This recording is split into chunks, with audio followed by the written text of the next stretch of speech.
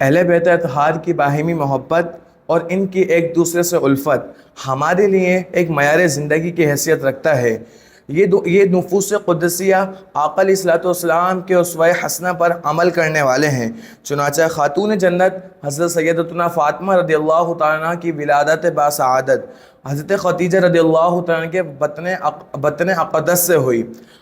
جب آپ رضی اللہ تعالیٰ عنہ کی شادی کا وقت قریب آیا تو سیدتنا عائشہ صدیقہ رضی اللہ تعالیٰ عنہ اور حضرت ام سلمہ رضی اللہ تعالیٰ عنہ نے وادی بطحہ سے مٹی منگوا کر آپ کے مکان کے فرش کو لیپا، پھر اپنے ہاتھ سے کھجور کی چھال کو ٹیک کر آپ کے لیے 2 گدے تیار کیے اور کھانے کے لیے کھجور کشمش وغیرہ کا اہتمام کیا اور پینے کے لیے ٹھنڈا پانی کا اہتمام کیا۔ پھر فرمایا فما رأینا عرسا احسن من عرس فاطمہ، یعنی ہم نے فاطمہ سے بہتر شادی کسی کی نہیں دیکھی۔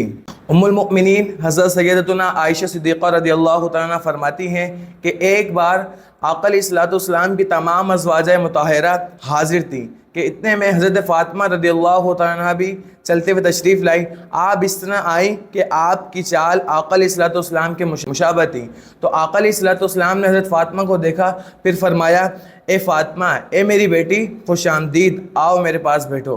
پھر آقا علیہ الصلوۃ والسلام نے حضرت فاطمہ رضی اللہ تعالیٰ عنہ کے کان میں سرگوشی فرمائی، پھر آپ رضی اللہ تعالیٰ عنہ رونے لگی۔ پھر جب آقا علیہ الصلوۃ والسلام نے آپ کے چہرے پر پریشانی دیکھی تو آپ نے دوبارہ سرگوشی فرمائی، تو پھر آپ رضی اللہ تعالیٰ عنہ ہنس پڑیں۔ اس پر حضرت عائشہ صدیقہ رضی اللہ تعالیٰ عنہ فرماتی ہیں کہ میں نے آپ سے استفسار کیا تو آپ نے فرمایا کہ میں آپ صلی اللہ تعالی وسلم کا راش پاش ہرگز نہیں کروں گی۔ جب آقا علیہ الصلوۃ والسلام کا وصال ظاہری آیا تو حضرت عائشہ صدیقہ رضی اللہ تعالیٰ عنہ نے فرمایا میرا جو تم پر حق ہے تمہیں اس کی قسم تم مجھے وہ راز بتاؤ۔ پھر حضرت فاطمہ رضی اللہ عنہ فرماتی ہیں ہاں آپ میں بتاتی ہوں۔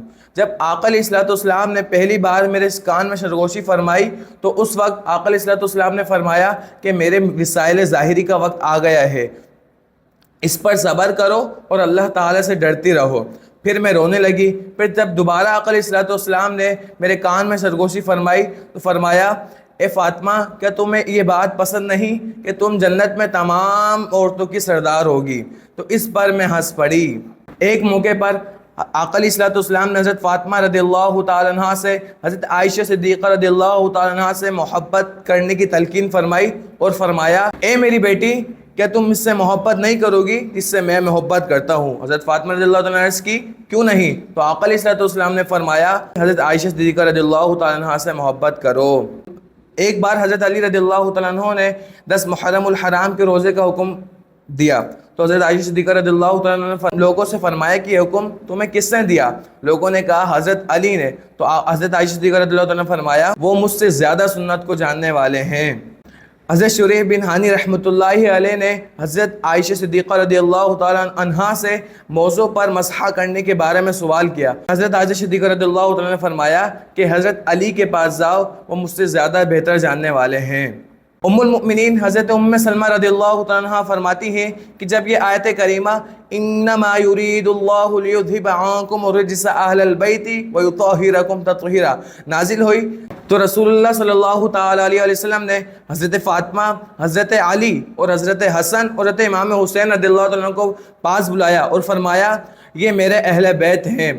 حضرت ام سلمہ رضی اللہ تعالیٰ عنہ فرماتی ہے کہ میں نے آقا علیہ الصلوۃ والسلام نے فرمایا یا رسول اللہ صلی اللہ تعالی وسلم ہم اہل بیت نہیں؟ تو آقا علیہ الصلوۃ والسلام نے فرمایا کیوں نہیں؟ انشاءاللہ۔ صلو علی الحبیب صلی اللہ تعالی علی محمد صلی اللہ